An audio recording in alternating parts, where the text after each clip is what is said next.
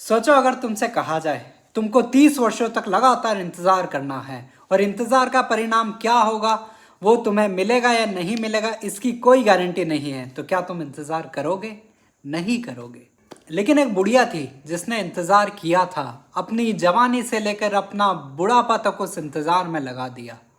बुढ़िया ने रोज नियमित रूप से इंतजार किया, तपस्या की, रोज पुष्प मार्ग में बिछाया, रोज फल लाकर भगवान के लिए रख दिए। बुढ़िया ने एक भी दिन नागा किए बगैर रोज एक जैसी तपस्या की, एक जैसा इंतजार किया। कंसिस्टेंसी जिसको कहते हैं वो उस बुढ़िया से सीखनी चाहिए। और उस बुढ़िया की तपस्या इतनी गहन थी, इतनी नियमित थी कि उसके द्वार पर स्वयं भगवान आकर खड़े हुए थे। कौन थी वो बुढ़िया? आज मैं आपको इस कहानी में उस बुढ़िया की कहानी बताने वाला हूँ। ये कहानी आपकी ज़िंदगी बदल देगी। इस कहानी को पूरा अंत तक सुनना, आपके जीवन में भी कंसिस्टेंसी का महत्व आपको समझ में आएगा। उस बुढ़िया का नाम था माता शबरी। माता शबरी को मतंग ऋषि ने कहा था अपने मरते वक्त, बेटा तू कहीं मत जाना, तुझसे मिलने स्वयं राम यहीं पर आएंगे, लेकिन तू कहीं मत जाना।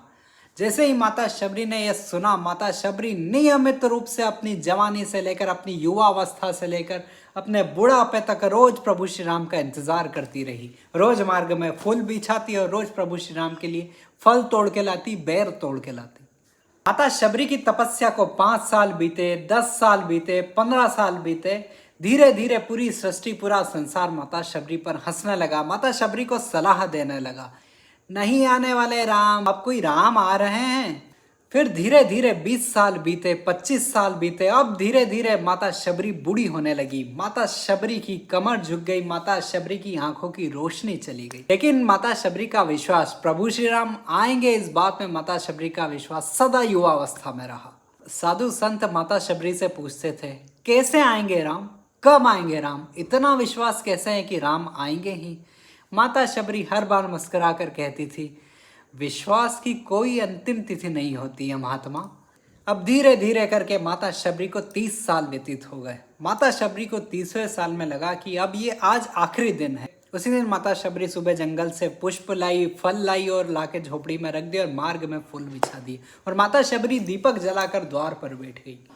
उस रात माता शबरी के द्वार पर दस्तक हुई। माता शबरी ने जैसे ही कांपते हाथों से दरवाजा खोला, माता शबरी के सामने 2 युवक खड़े हुए थे। दोनों थके हुए, धूल में सने हुए, एक के हाथ में धनुष था। माता शबरी ने जैसे ही उनको देखा, माता शबरी के पैरों तले जमीन खसक गई, क्योंकि यही वो क्षण था जब माता शबरी की इतने सालों की तपस्या एक पल में खत्म होने वाली थी। क्योंकि माता शबरी के द्वार पर जो खड़े थे वो स्वयं मेरे राघवेंद्र सर का राजा राम थे। और प्रभु श्री राम ने जैसे ही माता शबरी को देखा, राम जी ने कहा, माता भूख लगी है। और माता शबरी ने वैसे ही वो बेर खिलाए प्रभु श्री राम को, और प्रभु श्री राम ने भी वो बेर बिल्कुल अमृत की तरह खाए। तो अगर तपस्या, विश्वास और इंतजार माता शबरी जैसा होना, तो राम ना भी हो तो राम को अवतार लेकर आना पड़ता है। तो इसी तरह अगर तुम्हारा धैर्य रहा, माता शबरी का धैर्य माता शबरी को प्रभु श्री राम तक ले गया। अगर तुम में माता शबरी के बराबर का या थोड़ा सा भी धैर्य रहा, तो तुम्हारा धैर्य भी तुम्हें महादेव तक ले जाएगा, तुम्हें तुम्हारे लक्ष्य तक ले जाएगा। जिसको भी स्वयं पर अटूट विश्वास है कि उन्हें भगवान मिलेंगे, उनका लक्ष्य उनको प्राप्त होगा, तो वो कमेंट बॉक्स में हर हर महादेव लिखे और अपने दोस्तों को भेज दीजिए वीडियो जिन्हें भी इस विश्वास की आवश्यकता है। इसी तरह के और वीडियो देखने के लिए इस चैनल को सब्सक्राइब कर दीजिए और नोटिफिकेशन बेल को दबा दीजिए। बोलिए हर हर महादेव।